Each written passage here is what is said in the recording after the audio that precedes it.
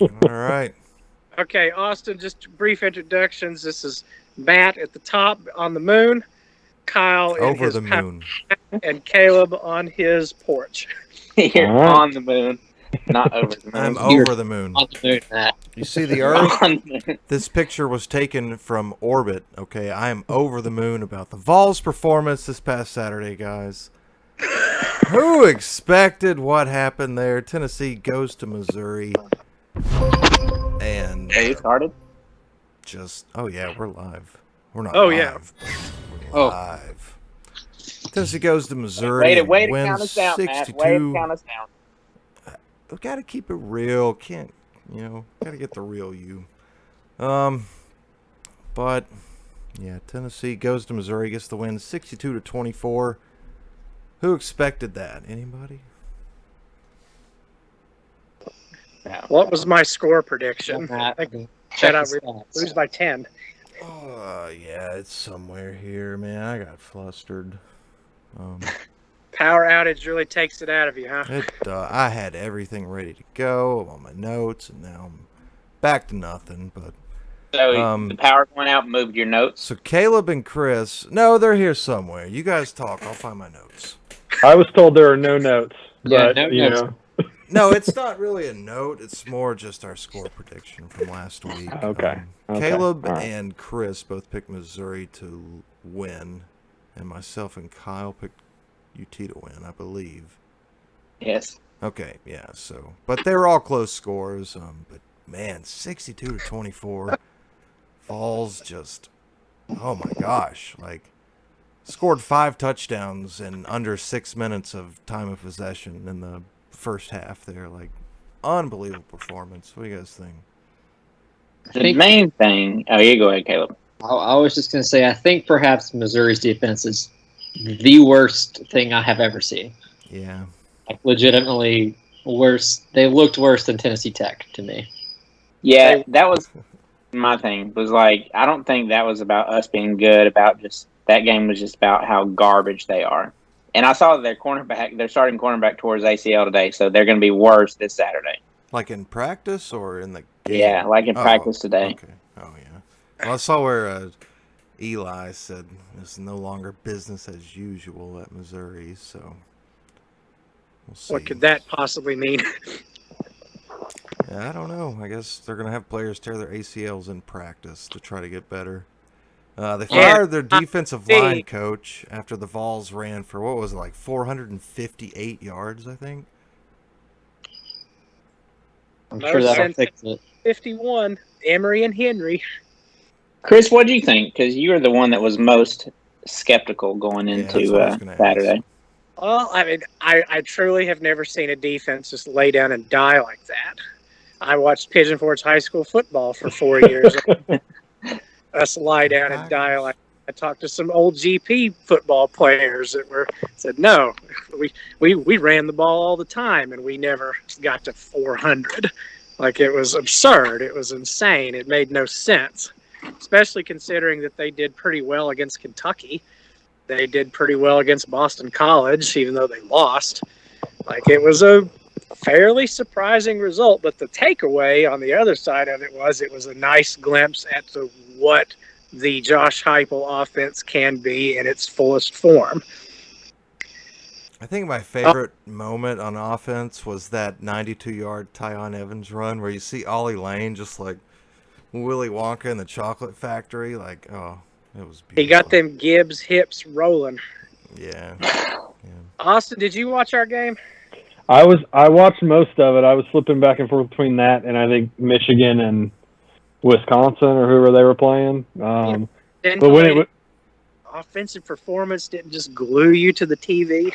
Well, when it was like 42-14, right going into halftime, I was like, okay, I don't need to watch this anymore. So yeah, you do. You do. It's your next opponent. What are you talking about? No. Well, it's just I knew that we would struggle to score against Troy later on, so I didn't want to hurt myself too bad emotionally, We were all glued to the Troy game. Oh yeah. Hey, we've been there. We've been in a tough fight with Troy before. Well, yeah, we'll get to that though. So all in good time. I think my biggest take from Saturday was Mizzou's defense just looked like they just weren't even trying out there. Like Kyle, you said it. You said it in the chat there that it looked like it was Madden on easy, and that's exactly what it looked like. Yeah, we were Team Tiburon. I mean, I felt so bad for, like, when they show shots of Mizzou fans in the stands, I genuinely, like, felt for those people and was humbled that I was not one of those people. I did not feel that at all, man. I didn't feel that. I mean, we've been bad, but I don't think, other than defensively, other than maybe 2012, we've been that bad. And I was like, oh, man, I'm sorry, guys. We got beat, but we didn't get boat raced like that in 2012. I don't think. That was a terrible rushing defense in 2012, if I remember correctly. We made the Was switch that to the Southern 3-4. Yeah. Yeah, Dooley's critical year, and we switched to a 3-4, and we can't stop anything under the sun. Well, I think with Sal's defense, like we were just taking like horrible angles, but we were still within like 3 or 5 yards from tackling somebody. I mean, my God, like we just handed our run plays were like run left, run right. That was like the extent of our run plays Saturday. I mean, it was ridiculous. Yeah, I don't think we cut once. What was the defensive front? Was it like a 3-3-5 or do you remember? First off, 0-0-0. Chris, are you like in the Blair Witch Project or something? Where are you right now? Are you scared? Parts unknown. It's like you're walking in the forest. Parts And there's unknown. nobody around. All right.